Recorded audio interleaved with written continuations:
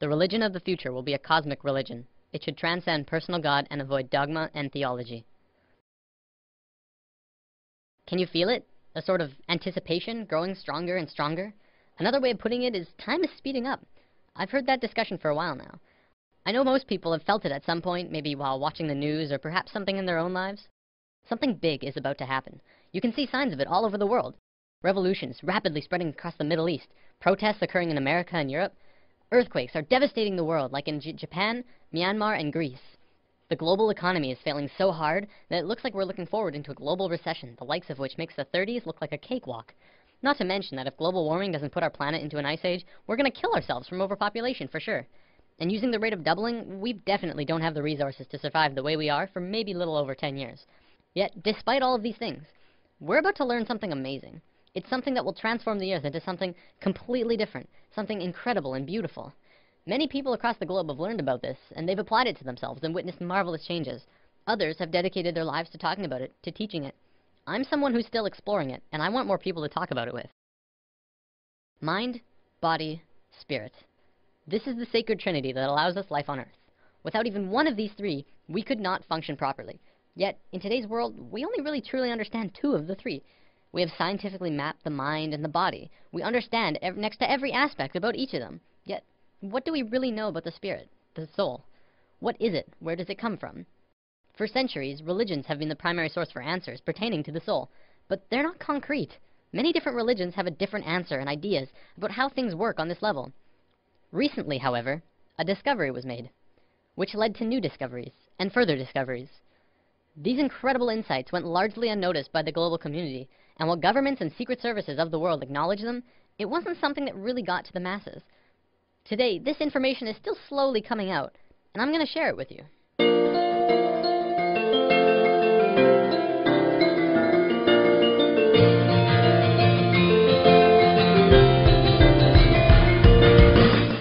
In the world of science, what do we really know about thoughts?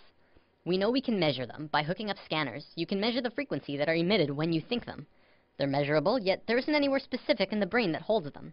Is it possible that you create your thoughts outside your mind? Maybe not. But is it possible that you create your thoughts into the external world from your mind? This is what we're going to talk about today. Have you ever had a moment where you knew exactly what someone else was going to say, about 2 or 3 seconds before they even started talking? Do you have a shared connection between a loved one or a pet, where you can always tell exactly how the other is feeling, or what they're thinking of, even if they're not really around? Have you ever met someone that you really got bad vibes from, and your intuition turned out right? We've all had experiences like these, at least a few times, some many more than others. There are even a few people who can kind of tap into this experience quite easily.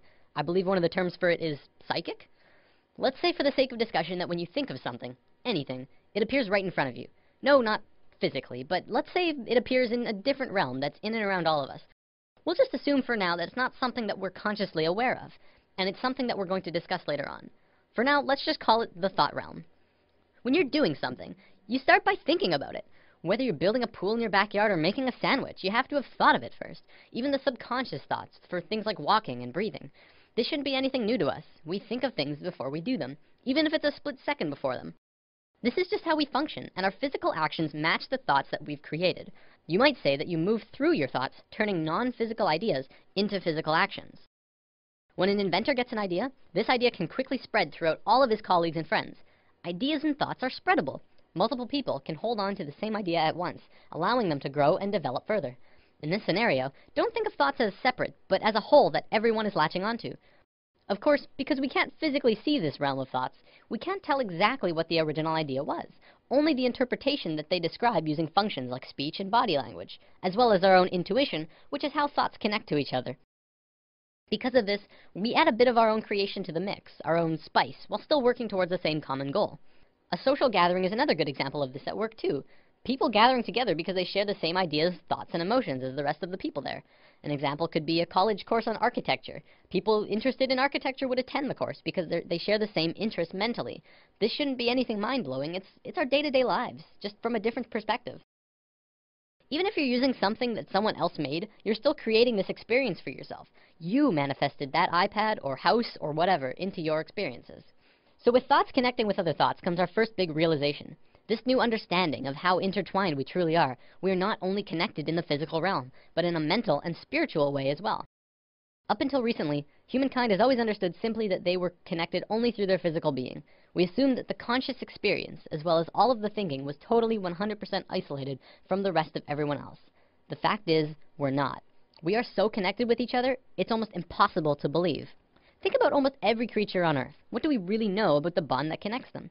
Geese are able to travel long distances, switching who flies in front like clockwork. Many fish swim in large schools, and we know that they don't have a form of verbal communication. Our pets are able to communicate with each other without speaking. Yet, it's like they know what each other are feeling and connect in a very amazing personal way. Almost every observable creature on Earth has this connection with at least their own species, if not others.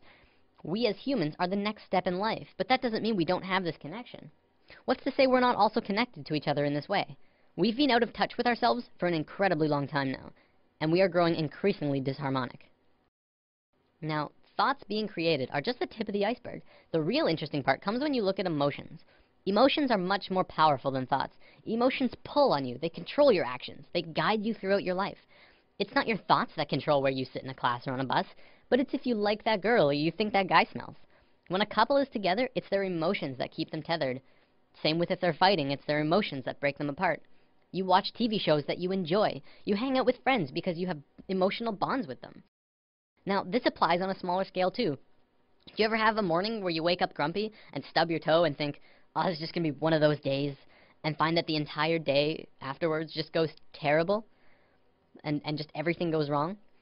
What about the days when you wake up excited and happy and ready to go? Your whole day is just excellent in all of the right ways. Even if something bad does happen, you're less affected by it because you're in such a good place emotionally. The reason these differences in how your day goes is because of your emotional state. People like to think the world will go on exactly the same without you, but it really won't. People interact differently with other people, and everyone would have a completely different experience if you were not there. Imagine this scenario. There's a bully in a playground who's looking for someone to beat on. There's kids playing sports, kids skipping rope, kids on the swings, and then off to the side there's one boy sitting in the grass watching the rest of everyone play. He doesn't feel like anyone else will want to play with him, so he sits apart from the group. The bully instantly knows where to go, and the circle of hurting begins. See, it's through the feeling of being vulnerable that you become vulnerable in the physical. If the boy had walked outside for recess and told himself, I can fit in, he would probably be playing sports right now. This applies to the bully as well. He didn't have anyone else to play with, probably because of some insecurity, mental, that led him to need to hurt others. He thinks he's doing good for himself by hurting the boy, except he's really just hurting himself long term. You can look into society and see a vast amount of evidence to support it too. The people who are most successful are those who talk most of success. Those who speak most of illness have it. Yes, illness is also a creation of yours. If you have a low immune system, it's because of you. Typically, we like to blame things on the virus going around or our own immune systems, but the way that we become susceptible to them is from inside, whether that there's some ongoing negative energy or some bad feeling that we allow into ourselves. We can heal ourselves also, but I'm going to save healing for another video. There's only one thing that becomes apparent from this understanding. You create your own reality. We are 100% responsible for the situations that we find ourselves in, the things that happen to us, good and bad. Throughout history, we've always played the blame game. It's his fault I didn't get the promotion. It's her fault I couldn't go to the game. It's everyone else's fault. I'm so depressed. Whatever it is, and this may be the hardest thing to truly get, it's your fault. Your happiness, your sadness, your fears and your fortunes, every single experience of your life on Earth was because of you. Many of us have heard of this thing called the law of attraction, which talks about something similar to this, but talks more about evidence and not much about this thought realm. Over the entire world, people have written in to tell of their amazing stories, where they've really focused on having what they wanted, and got it through miracles and coincidences. This is but a small piece in the vast ocean of the internal world that I'll be talking about. It is, however, very real, and you can literally change everything in your life by willing it so. I know this from personal experience, and it's not hard to find others who have too. One continuous argument I hear from people who deny this law of attraction is, you don't just think things and change everything by sitting on your ass. To which I reply, exactly. You never stop moving. Just change your mindset and continue on with your life. Create your emotions in your mind, then move into them physically. Don't let your emotions control you. Pull your thoughts into the physical realm. What can you do to change things? Just treat yourself. You don't have to have a crazy life-changing experience from this new understanding. Just buy that treat you wanted. Take that extra time in the morning to make yourself look pretty. Spend the extra $50 on those new clothes. If you're really upset, maybe you should buy that car. Do things for yourself that you know will put yourself in a good mood. Bring yourself up internally, then externally. You will not regret it. I want to bring up one more thing before I run out of time. There was a scientist in Japan a few years back who made an incredible discovery, but one that also went largely unnoticed or recognized by the global scientific community. Dr. Masaru Emoto discovered that by putting words on a side of a glass of water and freezing the water, you could change how the water would freeze into crystals. On a jar that said, "I love you," this is how the water crystal froze. On a jar that said, "You make me sick, I want to kill you," it froze like this. If thoughts can do that to water, just imagine what thoughts can do to us. Well, looks like I'm about out of time for today. Before I go, I want to leave you with words to sit on. For anyone who is looking for direction right now. You can have, do, or be anything you want. Namaste. Thanks for listening. Nothing you can do that can't be done.